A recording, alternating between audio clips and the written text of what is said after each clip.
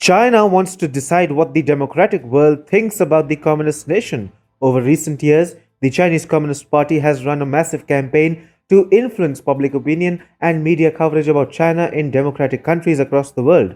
Countries like India, Australia, and the US have all been affected by Beijing's propaganda blitz. But there is one country that remains immune from China's campaign to influence media coverage. We are talking about Japan. Japan, which boasts of a palpable patriotic sentiment, seems unaffected by China's propaganda blitz. In fact, you may see reports about China training Indian journalists or paying millions of dollars to American media firms for pushing China's agenda. In Australia's case, China has, of course, tried to infiltrate the country's systems completely, but you will never hear a word about Japanese media getting trapped in malicious Chinese influence. What explains the Japanese media's near total immunity from the Chinese Communist Party? It seems that the Japanese media has maintained its integrity owing to the ubiquitous sense of patriotism that pervades every sphere of life in Japan. Japan has always had a sharp sense of nationalism and understanding of the threat posed by China. In the post-war era, however, Japanese nationalism remained highly subdued.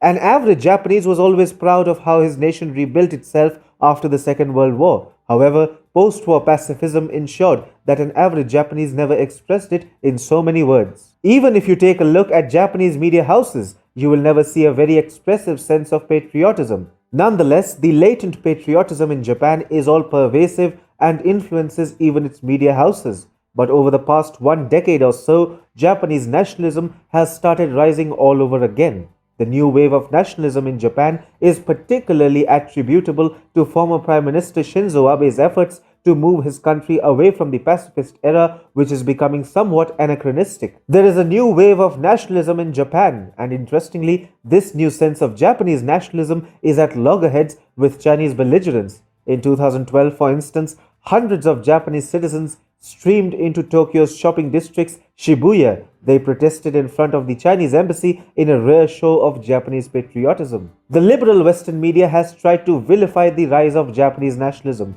but it has been unsuccessful thus far. Nevertheless, Japanese media may have given little space to such nationalist voices, but it does get influenced with the way a new narrative is shaping up. And then, the anti-China character of Abe's Japanese nationalism seems to have influenced Japan's media deeply, and it continues to guide media opinion in Japan even after Abe's retirement from active politics.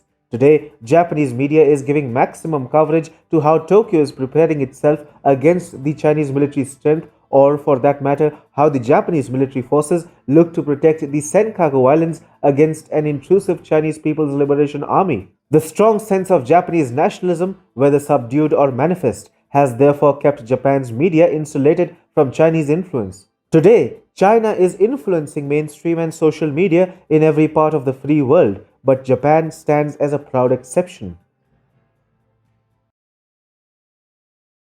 To leftist authoritarianism and the tech oligarchs, and they are speaking up and fighting for those who have the boots on their neck. I could name a couple names, but I won't. You guys probably know exactly what I'm talking about. And you know what? Even President Donald Trump could do more, and I hope that he does going forward. Going after 230 is not enough. We have the numbers, we just need to make our voices heard. And you know, speaking of voices heard, there's a lot of voices that are not being heard in the modern day. There's people, in fact, entire nations that stand to lose a lot under a Joe Biden presidency. You know, the president just released this video titled "Fight for Trump, Save America, Save the World." I'll show you guys just a really short snippet of it because I think there's some copyright stuff in it.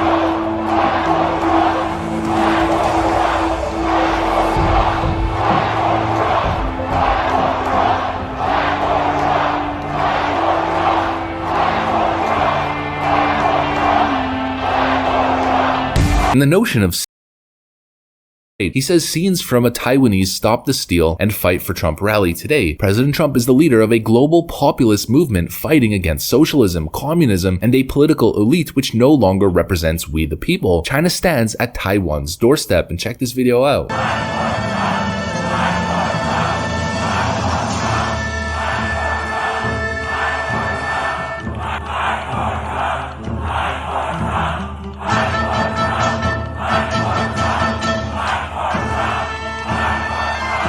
Meanwhile, Joe Biden was part of an administration who over 8 years